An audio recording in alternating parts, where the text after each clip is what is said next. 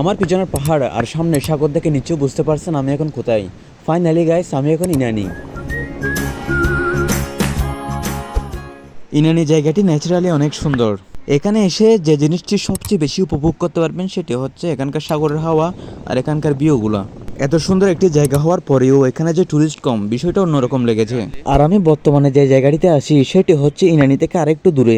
ইনানি, পাটুয়া take এগুলো হচ্ছে কক্সবাজারের অন্যতম পর্যটন এরিয়া।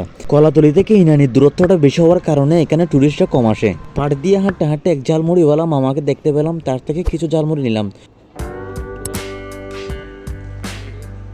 এখন আমার গন্তব্য হচ্ছে ইনানি মেইন পয়েন্ট। হঠাৎ করে পাহাড়ে একটু ঘোড়া দেখতে পেলাম। ঘোড়ার চড়ার দাম ছিল অনেক বেশি এক্সপেন্সিভ, বা এগুলো আমাদের দ্বারা হবে না। আর কিছুক্ষণ হাঁটার পর এখানে বিচ বাইক রাইডারদের দেখতে পেলাম। এখানে বিনোদন নেওয়ার মতো অনেক কিছু ছিল।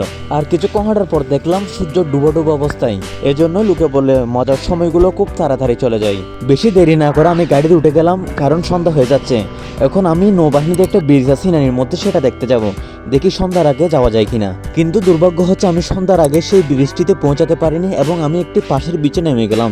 জাস্ট সময়টা এখানে কাটিয়ে দিব। আপনাদের আরেকটা মজার ঘটনা বলি, আমি এদিক দিয়ে হেঁটে যাচ্ছিলাম, হঠাৎ করে মেটে দোলনা থেকে পড়ে যাই। যদিও আমার ভিডিও শুটে এটি উঠেনি, তবে ব্যাপারটা ছিল অনেক হাস্যকর। সবচেয়ে যে বিষয়টা অদ্ভুত লেগেছে সেটি হচ্ছে মেয়েটির দোলনা থেকে পড়ার পরেও তার হাজব্যান্ড তাকে তুলতে আসেনি। যাই হোক, এখন সন্ধ্যা হয়ে গিয়েছে, বাড়ি ফেরার সময়। আর দেখুন সূর্যটাও নিচে দিয়ে চলে যাচ্ছে, অর্থাৎ রাত হয়ে যাচ্ছে। বাই বাই, দেখা হবে পরের কোনো ভিডিওতে।